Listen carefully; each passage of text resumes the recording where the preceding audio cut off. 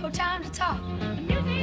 Fuck this song. Hey guys, it is Mike with Become the Night. Welcome back to another reaction video. Today we're taking on the Fine Brothers showing kids some disco. I'm just gonna say it up front.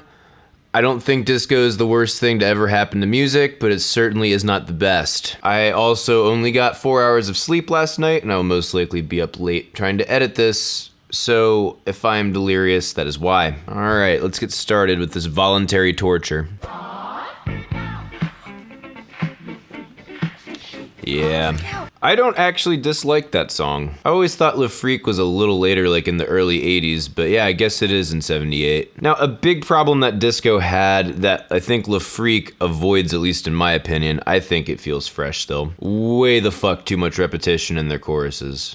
I love this song. Oh, he gets into it, man.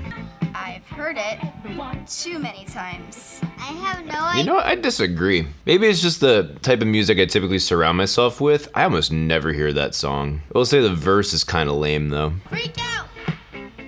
Don't freak. So chic. Is it pop or is it like disco? Yeah, so it's both, actually. Disco essentially was the pop music of the 70s for those of you who are not familiar. I don't remember exactly which country it started in, but I know it blew up a hell of a lot in America and Europe. God, am I happy it died. Oh. I was actually listening to this last night. Oh, I know this How? song.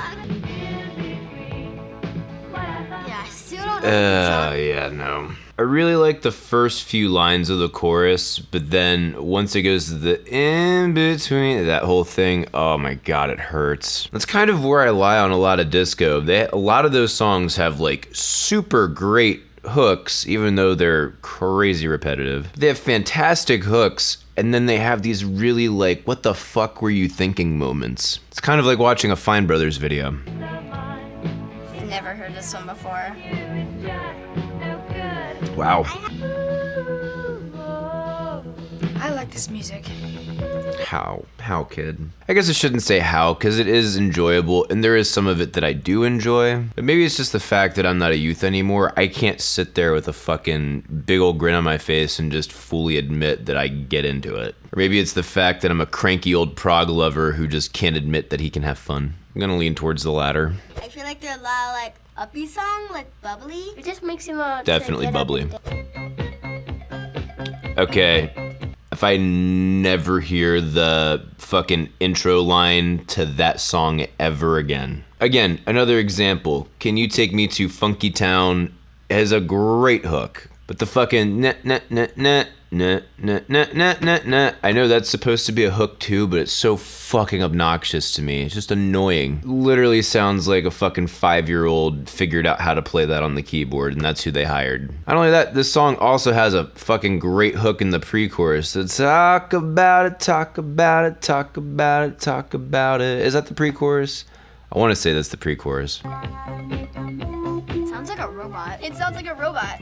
So that, ladies and gentlemen, is what we call a I believe that is a vocoder. There are a number of really cool technologies that came out in the 70s and the early 80s, and actually I think there's even some in the 60s and 50s as well, that basically took a person's voice and altered it and made it sound more tonal, if you will. I'm 90% sure that the one being used on this track is a vocoder, which is basically a little synthesizer with a microphone that comes out of it. So you talk into the microphone and play the keyboard at the same time for the melody. And that is the result. Vocoders are fun little things, but it's very easy to overuse them.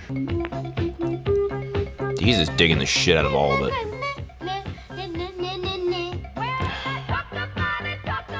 Yes. Yeah, this is like disco dance. It's an amazing hook. And see, you wouldn't even have that chorus be nearly as catchy if you didn't have the fucking funk guitar in between.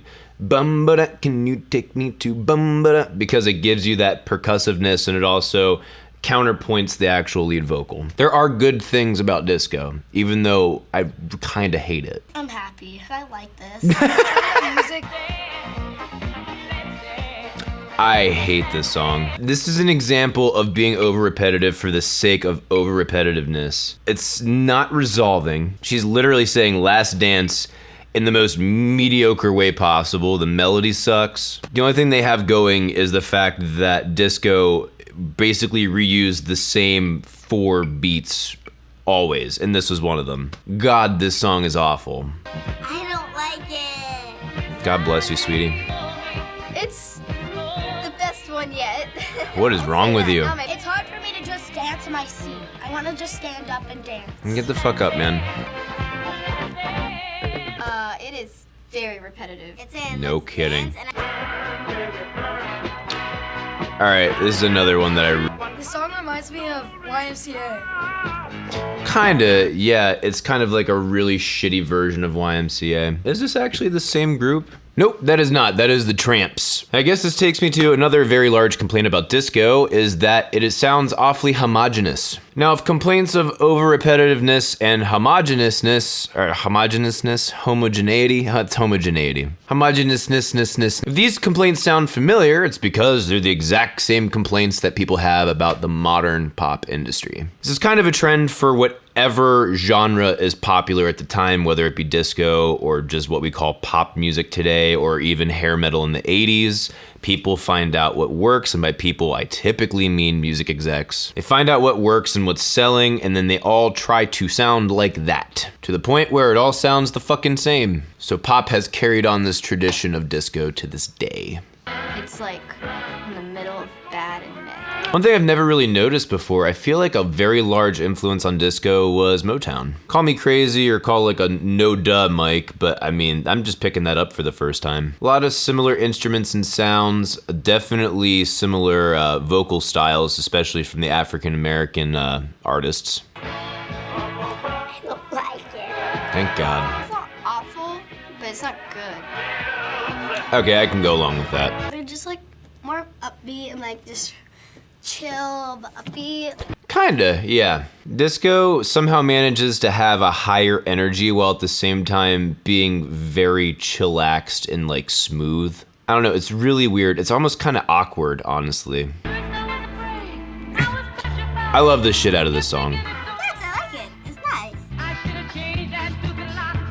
I wouldn't dance to it. Sounds like they're kind of from the 60s. Close enough. Not like bad. Oh, yeah, this one.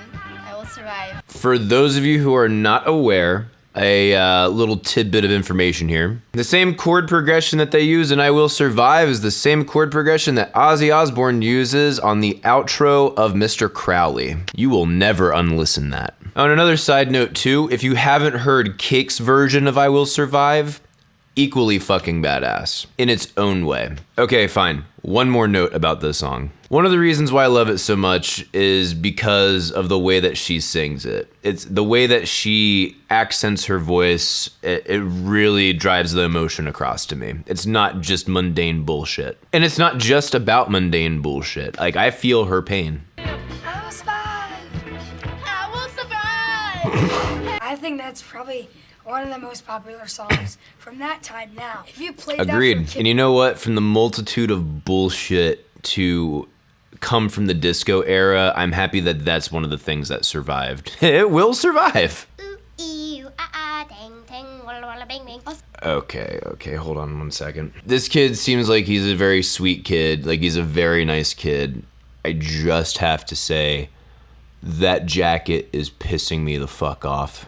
Why did his parents think that was a good idea? Unless he picked it himself, in which case he's just a kid, whatever. But I swear to God, I hope his parents did not get that for him. I will say this though, it matches perfectly the amount of gaudiness to the music that they're listening to, because Lord knows disco had some flamboyant fucking costumes. by the way, I use my walk. I'm a woman's man. No time to talk. Fuck this song. It's definitely not a terrible song, I just fucking despise it. Like I was saying before, like I never hear Le Freak, and I kind of dig it. I always hear this fucking song, and I hate it. I would probably feel the same way about Le Freak if I heard it all the fucking time. Though I will say the verses of this song is definitely better than the verses of Le Freak. I forget the dude's name who sings for the Bee Gees, but I mean, I know a bunch of them sing for the Bee Gees, but like the lead guy, his vocals are fucking intolerable. Singing about strutting around like he's a ladies' man, but he sounds like he got his fucking nuts shoved up into his throat. It's like, yeah, I believe you get laid. Oh my gosh, my mom listens to these kind of songs all the time. I feel the same way. I mean, it's one of the greatest songs ever. I fucking disagree. Not only that, but the drummer might be able to, you know, change it up every once in a song. I'm not impressed. Me neither. I mean, I'm hard to impress. I'm picky, but I'm not impressed. So Let's get you some prog, sister. So disco was really popular back in the 1970s. So popular that over 50 disco songs made it to the #1 spot on the Billboard Hot 100 chart. Wow, what a surprise. 50 pop songs made it to the top of the pop Billboard charts during the 1970s. Thank you so much for this information. You know, they weren't that good. But after listening to it today, can you get why it would be so popular? Nope, I don't know why it's so popular. Not really. It's just so different. The reason why it's popular is the same reason why fucking pop and shit rap is popular today. Because people can dance to it. That's the way it's been for a long time. In the Roaring 20s, you had swing. That was very popular. Or big band, you know? People didn't listen to it because they were trying to get a fully enriched music experience. They were listening to it because it made them fucking move. When rock and roll became a thing, rock and roll wasn't a thing to be like, oh yeah, this is awesome and the greatest thing ever. Rock and roll was fucking trash. That's actually why prog rock became a thing, because people who actually love music for music said, you know what? There's a shit ton of untapped potential in rock and roll, and basically all it's known for is sex and drugs and itself. Literally, every generation, I'm not sure since when, but every generation since I can fucking remember what music thing is, yeah, that words I said. Every generation since at least the fucking 20s, all of the pop music has been danceable. So no, it's no fucking shock. By the end of the 70s, disco started to lose its popularity. That's so sad. No, it's not. Disco burning parties where groups would gather their disco records and burn them in a fire pit. Fuck yes. Fuck yes. Thus heavy metal was born. The terms disco sucks and death to disco were also on t-shirts worn by anti-disco fans. Why do you think that after liking it so much for all these years, people started to then dislike disco so much? Alright, I don't really care what they say right now. I believe one of these kids makes this point, but this is where I'm gonna take it from here. So first and foremost, everything about popular shit at the time basically has the core of, is it danceable? Will it get ladies dancing? Because if ladies are going to be dancing to it, then men will consume this media. Crazy enough, men like getting laid, and crazy enough, ladies like getting laid after having a good time. So in order to up the man's chances of getting laid, he will A, be where the ladies are going to be, and B, will try to show the lady a good time. Shocking. But each generation needs its niche or its gimmick, if you will.